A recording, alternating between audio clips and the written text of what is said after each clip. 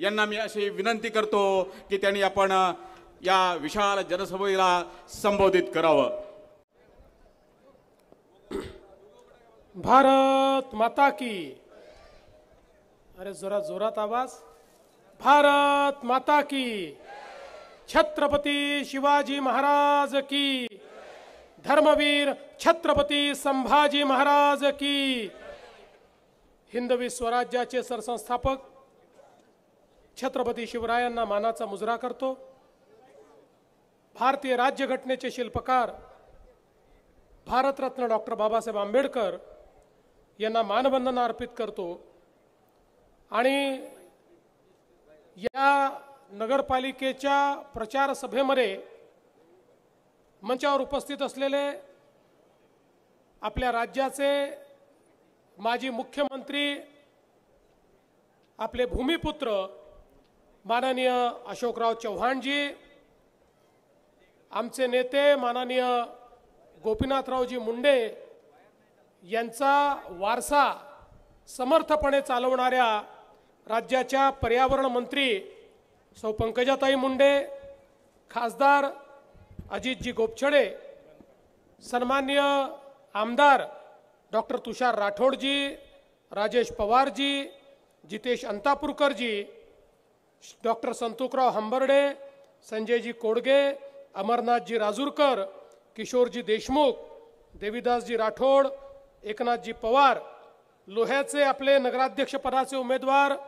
गजानन सूर्यवंशी, कंधारचे आपले उमेदवार गंगाप्रसाद यन्नावार, श्री सचिन साठे, ज्यांनी भारतीय जनता पक्षाच्या सर्व उमेदवारांना पूर्ण पाठिंबा दिला, ते शिवा संघटनेचे राज्याचे प्रमुख श्री मनोहरराव धोंडे, डॉक्टर माधव पाटील उच्चेकर, श्री कल्याण सूर्यवंशी, चित्रलेखाताई गोरे, चंद्रसेन पाटील, केरबा सावकार बिडवई, बालाजी पंडागळे, लक्ष्मणराव ठक्करवाड, विजयजी धुणगे, माणिकराव लोहगावे, बाळूभाऊ खोमणे, मंचावर उपस्थित सर्व मान्यवर आणि या ठिकाणी उपस्थित माझ्या सर्व माता भगिनी आणि बंधूंनो, आज मला अतिशय आनंद आहे की लोहा कंधार या नगरपालिकांच्या प्रचाराच्या निमित्ताने मी आपल्यामध्ये या ठिकाणी उपस्थित आहे।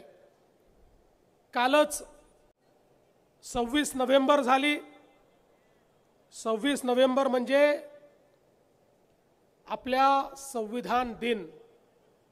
26 नोव्हेंबर 1949 रोजी भारताच्या संविधान सभेने भारतरत्न डॉक्टर बाबासाहेब आंबेडकरांनी जे संविधान दिलं ते स्वीकारलं, ते भारताला अर्पित केलं आणि त्यानंतर 26 जानेवारी 1950 पासून ते संविधान आपल्याला लागू झालं। हा संविधान हे आपलं संविधान आणि हा संविधान दिवस याकरता महत्त्वाचा आहे की आज जी निवडणुकीची प्रक्रिया आपण करतोय, ज्या लोकशाहीमध्ये आपण जगतोय, ज्या लोकशाहीने आपल्याला मताचा अधिकार दिला, तो अधिकार भारतरत्न डॉक्टर बाबासाहेब आंबेडकरांच्या संविधानामुळे आपल्याला मिळालेला आहे। आणि या संविधानाने या देशामध्ये लोकशाहीच्या माध्यमातून समता आणली। या देशामध्ये टाटा आणि बिर्लालाही एकाच मताचा अधिकार ठेवला आणि गरीबातल्या गरीब माणसालाही एकाच मताचा अधिकार ठेवला आणि या लोकशाहीमध्ये सर्वांना समानतेवर आणण्याचं काम या लोकशाहीच्या माध्यमातून झालं। एक काळ असा होता, या देशाचा राजा हा राणीच्या पोटी जन्माला यायचा, राणीच्या पोटी जन्माला येणारा देशामध्ये राज्य करायचा। पण भारताच्या संविधानाने सांगितलं, देशाचा राजा हा राणीच्या पोटातून पैदा होणार नाही, तो मतांच्या पेटीतून पैदा होईल। जनता ज्याला निवडून देईल तोच या ठिकाणी राज्य करेल। आणि म्हणून ही निवडणूक अत्यंत महत्त्वाची निवडणूक आहे। देशाची लोकसभा, राज्याची विधानसभा, तशीच आपल्या शहराची नगरपालिका, नगरपरिषद, नगरपंचायत ही तेवढीच महत्त्वाची आहे। आणि सगळ्यात महत्त्वाचं जर काही असेल तर अनेक वर्ष आपल्या देशामध्ये सरकार आली, सरकार गेली, पण कोणत्याही सरकारने शहरांकडे लक्ष दिलं नाही. आपण नेहमी असं समजायचो आणि ते योग्यही आहे की भारत गावांमध्ये राहतो आणि म्हणून गावांकडे लक्ष दिलं पाहिजे. पण गावांकडे लक्ष दिलं पाहिजे याचा अर्थ शहरांकडे दुर्लक्ष केलं पाहिजे असं नाही. वर्षानुवर्ष आपण शहरांकडे दुर्लक्ष केलं आणि परिणाम काय झाला? अन्न, वस्त्र, निवारा, शिक्षण, आरोग्य, रोजगाराकरता सामान्य माणूस शहरामध्ये आला, पण शहराचं नियोजन नसल्यामुळे त्याला राहायला जागा नव्हती, अतिक्रमण झाली, झोपडपट्ट्या बसल्या, त्याच्याकरता पिण्याचं पाणी नाही, त्या ठिकाणी सांडपाण्याची व्यवस्था नाही, सगळीकडे गटारीचं पाणी आपल्याला पाहायला मिळत आहे, नाले आपल्याला पाहायला मिळत आहेत, त्या नाल्यातनं वाहणाऱ्या त्या मैल्यामुळे डास झाले आहेत, रोग झाले आहेत, त्यातनं आपली जमीन खराब होताना आपल्याला पाहायला मिळते आहे, प्रदूषण वाढताना आपल्याला पाहायला मिळत आहे, घनकचऱ्याच्या थप्प्या लागलेल्या आपल्याला पाहायला मिळतात. कारण सरकारने कधीच शहरांचं नियोजन केलं नाही. पण 2014 साली या देशामध्ये प्रधानमंत्री मोदीजींचं राज्य आल्यानंतर मोदीजींनी सांगितलं गाव तर महत्त्वाचं आहेच, पण शहरही तेवढंच महत्त्वाचं आहे. देशाचा 65% GDP हा शहरांमध्ये तयार होतो. शिक्षण, आरोग्य, रोजगार याची निर्मिती शहरांमध्ये होते. त्यामुळे लोक शहरात राहतात. त्या शहरात राहणाऱ्या लोकांना मूलभूत सोयी दिल्या पाहिजेत, ही पण सरकारचीच जबाबदारी आहे. आणि म्हणून या देशात पहिल्यांदा लाखो कोटी रुपये शहर विकासाकरता माननीय प्रधानमंत्री मोदींनी उपलब्ध करून दिले. वेगवेगळ्या योजना आणल्या. अटल अमृत सारखी योजना आणली. या अटल अमृत योजनेतनं एकट्या महाराष्ट्राला मोदीजींनी 50,000 कोटी रुपये उपलब्ध करून दिले. आज महाराष्ट्राचा विचार केला तर महाराष्ट्राची 6.5 कोटी जनता 40,000 गावांमध्ये राहते आणि तेवढीच 6.5 कोटी जनता लोहा, कंधार सारख्या 400 शहरांमध्ये राहते. या 400 शहरांमध्ये मूलभूत सोयी करणं गरजेचं आहे. आणि म्हणून मोदीजींच्या नेतृत्वामध्ये आज वेगवेगळे मिशन आपण सुरू केलेले आहेत. प्रत्येक शहरामध्ये मुबलक पिण्याचं पाणी आलं पाहिजे, त्याकरता पिण्याच्या पाण्याच्या योजना आपण तयार करतो. शेकडो कोटी रुपये त्याच्याकरता आपण देतो. प्रत्येक शहरामध्ये भुयारी गटाराची योजना असली पाहिजे. आमचा जो मैला आहे तो नालीतनं नाही भुयारी गटारातनं गेला पाहिजे आणि तो आमच्या नदी नाल्यांमध्ये, आमच्या तलावांमध्ये नाही तर त्याच्यावर प्रक्रिया झाली पाहिजे. त्यातनं खत तयार झालं पाहिजे, त्यातलं पाणी स्वच्छ झालं पाहिजे आणि फक्त स्वच्छ पाणी हे नदी नाल्यांमध्ये केलं पाहिजे. याकरता STPच्या योजना या ठिकाणी मोदीजींच्या माध्यमातून आणि आपल्या राज्य सरकारच्या माध्यमातून आम्ही सुरू केल्या. घनकचऱ्याचं व्यवस्थापन झालं पाहिजे. घनकचरा जो आहे त्याच्यावर प्रक्रिया झाली पाहिजे. त्यातनं कोळशासारखे पॅलेट तयार झाले पाहिजे. आज बघू शकता जवळजवळ 200 पेक्षा जास्त नगरपालिकांमध्ये आता घनकचऱ्यापासनं त्या ठिकाणी पॅलेट्स तयार होत आहेत. घनकचऱ्याचा निचरा आपण त्या ठिकाणी करतो. दिवाबत्तीची सोय, त्या ठिकाणी उद्यानं, खेळाची मैदानं, चांगले रस्ते, त्या ठिकाणी दवाखाने, या सगळ्या गोष्टी, चांगली शाळा, या सगळ्या गोष्टी करता केंद्र सरकार आणि राज्य सरकारने मोठ्या प्रमाणात निधी हा उपलब्ध करून दिला आणि आता आपली शहरं ही बदलायला लागली आहेत. आणि म्हणून ही निवडणूक केवळ आम्हाला एखाद्या नगरपालिकेवर भाजपचा झेंडा लावायचा आहे एवढ्यापुरतं मर्यादित नाही. एखाद्या नगरपालिकेवर आमचे नगराध्यक्ष बसवायचे आहेत एवढ्याकरता मर्यादित नाही, तर आमच्याकडे एक विकासाचं विजन आहे. एक आमच्याकडे विकासाची ब्ल्यूप्रिंट आहे. शहर कसं परिवर्तित होऊ शकतं या संदर्भातला आराखडा आहे. तो आराखडा आम्हाला लोहा कंधारमध्ये आणायचा आहे. तो आराखडा एकेका नगरपालिकेमध्ये आम्हाला आणायचा आहे आणि त्याकरता त्या ठिकाणी आपली सत्ता असणं आवश्यक आहे. कारण या आराखड्याला अनुरूप अशा प्रकारचे लोक जर या ठिकाणी राहिले तर परिवर्तन होणार आहे. तर त्या ठिकाणी आम्ही किती पैसा दिला पण तो पैसा मध्येच मुरून गेला तर त्या ठिकाणी विकास होऊ शकणार नाही. पण आमच्या विचाराची या ठिकाणी जर आमचे लोक असले तर ते योग्य प्रकारे काम करतायत की नाही आम्ही लक्ष ठेवू. आणि आमचे नगराध्यक्ष कुठे चुकले तर त्या ठिकाणी अशोकराव आहेत, मी आहे, आम्ही यांचा कान देखील धरू शकतो आणि यांना सांगू देखील शकतो की या ठिकाणी आपल्याला असं काम करता येणार नाही. जनतेने विश्वास दाखवलाय, जनतेच्या विश्वासाला आपल्याला पात्रच व्हावं लागेल. अशा प्रकारचं कार्य या ठिकाणी आपल्याला करायचं आहे. आणि म्हणून बंधू भगिनींनो, आज आपण बघा इतक्या मोठ्या प्रमाणात वेगवेगळी कामं आपल्या सरकारच्या माध्यमातून या ठिकाणी झालेली आहेत. मी त्या कामांचा आराखडा आपल्या समोर ठेवणार नाही, पण भविष्याचं स्वप्न मात्र आपल्या समोर ठेवू इच्छितो की जे भविष्य आपल्या येणाऱ्या पिढ्यांकरता एक उत्तम अशा प्रकारचं भविष्य घडवायचं आहे. मोदीजींनी सांगितलं आपल्या राज्यामध्ये देखील आता प्रत्येक शहरामध्ये आपण अतिक्रमण नियमित करणं सुरू केलेलं आहे.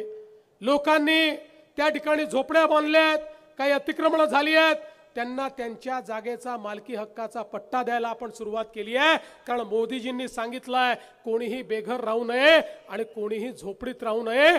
झोपडीमध्ये राहणारा किंवा जो बेघर असेल त्याला 2.5 लाख रुपये देऊन त्या ठिकाणी प्रधानमंत्री आवास योजनेचं घर हे देण्याचं काम नगरपालिकेच्या माध्यमातून आपण सुरू केलेलं आहे. आणि माझ्या लोहा आणि कंधारमध्ये देखील त्या ठिकाणी आमचे जे गरीब लोक राहतात त्यांचंही स्वप्नातलं स्वतःचं घर हे आपल्याला येत्या काळामध्ये करायचं आहे. बंधू भगिनींनो, आम्ही केवळ बोलबचन देणारे बोलणारे लोक नाही आहोत, आम्ही जे बोलतो ते करून दाखवणारे लोक आहोत. आपण बघा मागच्या काळामध्ये ज्यावेळी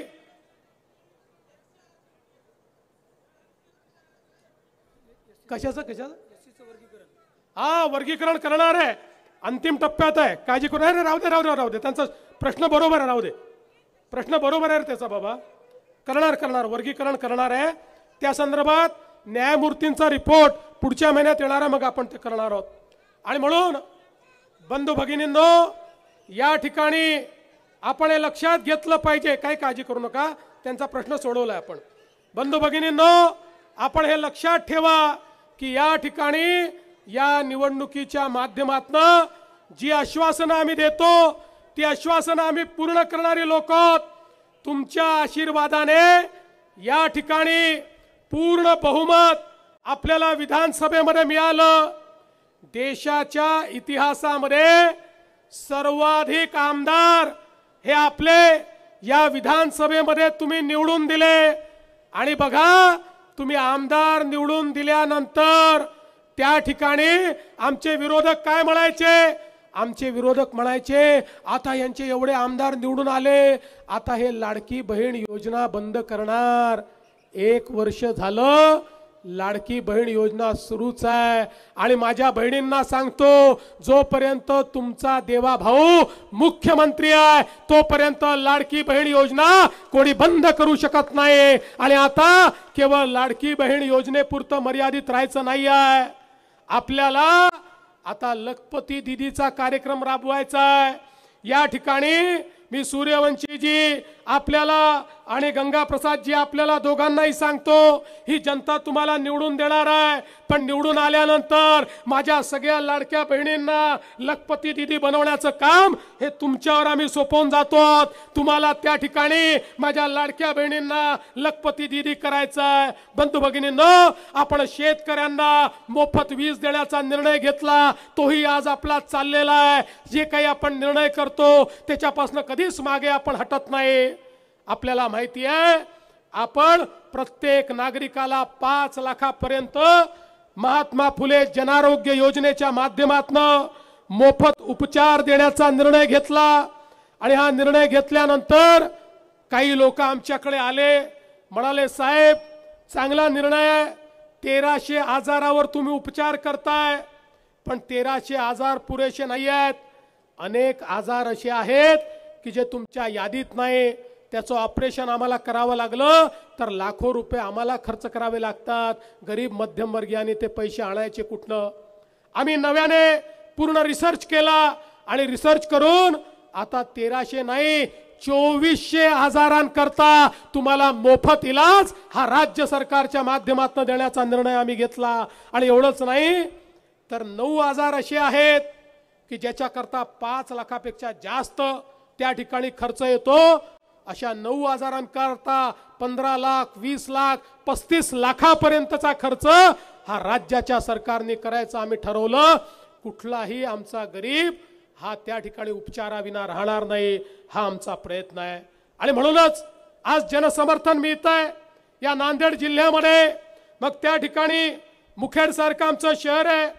आज आमचे आमदार डॉक्टर राठोड या ठिकाणी आहेत. मुखेड शहराचा हद्दवाढीचा प्रस्ताव आहे. नगरपालिकेच्या निवडणुकीनंतर डॉक्टर तुषार राठोड काळजी करू नका, तुमचा हद्दवाढीचा प्रश्न असो, 108 कोटीचा भूमिगत गटार योजनेचा प्रश्न असो, तुमचा MIDCचा प्रश्न असो, हे सगळे प्रश्न सोडवण्याची जबाबदारी या देवाभाऊची आहे. ती निश्चितपणे आपण सोडवून देणार आहे. आणि राजेश पवारजी, तुम्ही पण काळजी करू नका. धर्माबाद आणि उमरीमध्ये तुम्हाला जे जे आवश्यक आहे ते देण्याचं काम या राज्य सरकारच्या माध्यमातून सगळा विकास करण्याचं काम हे आपण करू. आणि आज मी आपल्या लोहा आणि कंधारच्या या संपूर्ण जनतेला या ठिकाणी विनंती करतो. लोह्यामध्ये गजानन सूर्यवंशीजी आणि कंधारला गंगाप्रसाद यन्नावारजी यांना तुम्ही निवडून द्या. 2 तारखेला कमळाचं बटन दाबून कमळाची चिंता तुम्ही करा. पुढचे 5 वर्ष तुमची चिंता आम्ही करू, हा विश्वास तुम्हाला देतो. आणि माझं बोलणं संपवतो. धन्यवाद. जय हिंद, जय महाराष्ट्र.